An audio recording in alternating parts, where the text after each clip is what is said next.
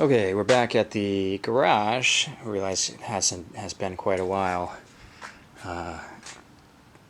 since we've seen this. I call this the shop, the garage, the barn. Depends on my mood. But this is where we had the floor poured. You can see it's got a new concrete floor. That all worked out really well. We had that hanging, and I think last time I built a new platform underneath, a little more stable. There is beneath the platform here a little access to that wiring chase that goes into the basement as well. Let's see if I can adjust for the light here. So the floor turned out great.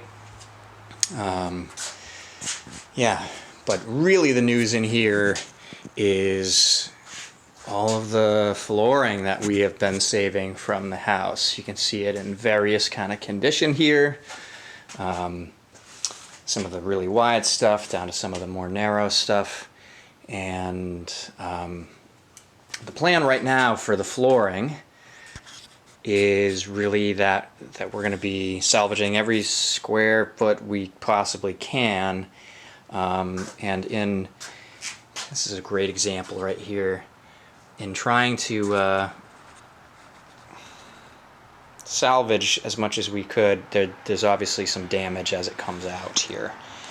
These cracks here along the nail holes. And the holes themselves, I go back and forth on whether I want to try to fill them with an epoxy and just kind of lean into their blemishes and everything, or ripping that edge off for an inch or so on every board would take care of most of those nail holes. And right now, based on how they came out and some of the damage that was done upon their removal, I think I'm going to end up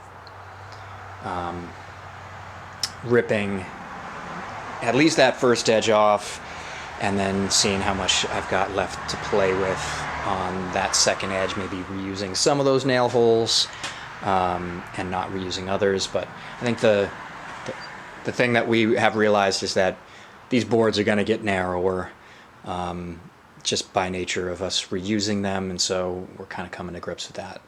We're going to try to save as much as the wide stuff to use in the front downstairs first floor rooms, so like the living room and the dining room and the front hallway.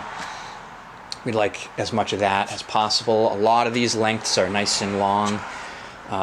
This longest stuff is just over 16 feet, and then most of it is in the 15-foot range, which will cover one of those rooms front to back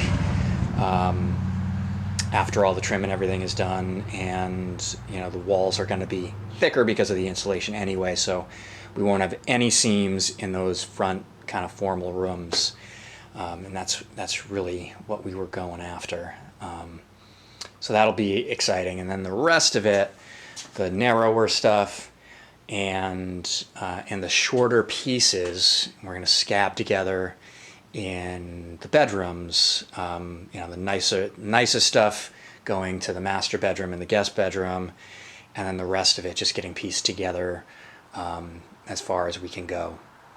If we get close to doing the whole house, we might go off and try to source some more heart pine to finish certain rooms off. Oliver's room we'd love to do with this material as well. That's one that we would try to source more material if possible there.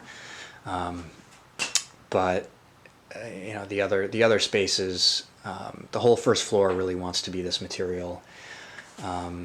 Although we're going to do, I'll save some suspense for how exactly we're going to do that whole first floor, and it's going to get a slight change up to try to unify some of those spaces, but at the same time, again, like we've talked about before, the back of the house is going to be a renovation. We're not going to fool anybody into thinking that it was original, so we'll probably be changing things up a bit back there, but still trying to use this material, so wait on that. There are a couple of other cool things in here that I'll just show real quickly. Some cool finds in the woodshed, in the south woodshed. We found this really cool old schoolhouse desktop with a oil or inkwell built into it. Some other really great finds in here. This old Pepsi can. Some cool old bottles and knickknacks like that we'll be saving. We've got some furniture that just doesn't have room right now that we're going to have to rearrange once I get working in here. This vanity was not from the house. It was something that we bought. You can see the tag down here.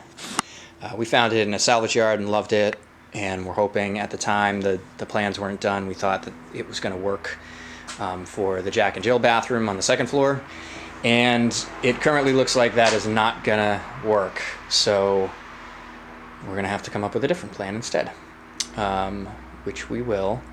And then we might be selling that. But this is another salvage yard find. It is a match to the tub that was in Millicent's room. So this sink was from the same salvage yard. It's in immaculate shape.